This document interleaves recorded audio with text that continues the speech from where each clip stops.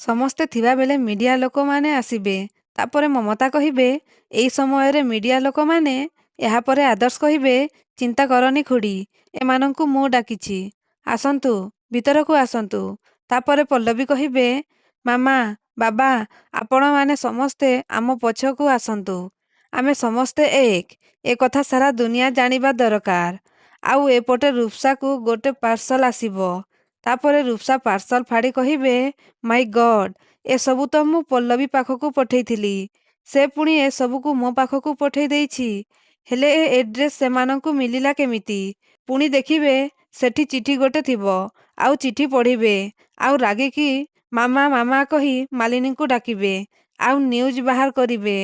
ଆଉ ନ୍ୟୁଜ୍ରେ ଆଦର୍ଶ କହିବେ, ଆଜି ଆମେ ଆପଣମାନଙ୍କ ମାଧ୍ୟମେ ସାରା ଦୁନିଆକୁ ଆମେ ଏ କଥା କହିବାକୁ ଚାହୁଁଛୁ, ମହାପାତ୍ର ଫ୍ୟାମିଲି ଏଗେନ୍ଷ୍ଟରେ ଯୋଉ କେସ୍ ହେଇଥିଲା, ସେ ସବୁ ଫ୍ରଡ୍ କେସ୍।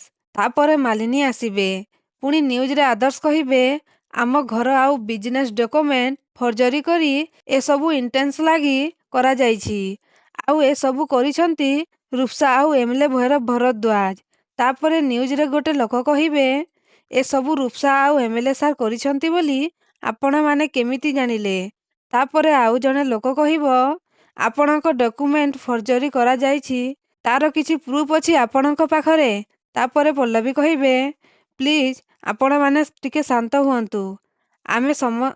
ଆମେ ଆପଣଙ୍କର ପ୍ରତ୍ୟେକଟି ପ୍ରଶ୍ନର ଉତ୍ତର ଗୋଟି ଗୋଟି କରି ଦେବୁ। ତାପରେ ଆଉ ଗୋଟେ ଲୋକ କହିବେ, ମ୍ୟାଡମ୍, ଆଗେ କୁହନ୍ତୁ, ଏଥିପାଇଁ ଆପଣଙ୍କ ପାଖେ କିଛି ପ୍ରୁଫ୍ ଅଛି? ତାପରେ ପଲ୍ଲବୀ କହିବେ, ହଁ, ଆମ ପାଖରେ ପ୍ରୁଫ୍ ଅଛି। ଆଉ ପେନ୍ ଡ୍ରାଇଭ୍ ଦେଖେଇ କହିବେ, ଏ ପେନ୍ ଡ୍ରାଇଭ୍ ହେଉଛି ପ୍ରୁଫ୍। ଏ ପେନ୍ ଡ୍ରାଇଭ୍ରେ ଆମ ଘର ଆଉ ଆମ ବିଜନେସ୍ର ସବୁ କନଫିଡେନ୍ସ ଜାରି ଡକ୍ୟୁମେଣ୍ଟ ସବୁ ଚୋରି କରାଯାଇଛି। ଆଉ ଆମକୁ ଫସା ଯାଇଛି।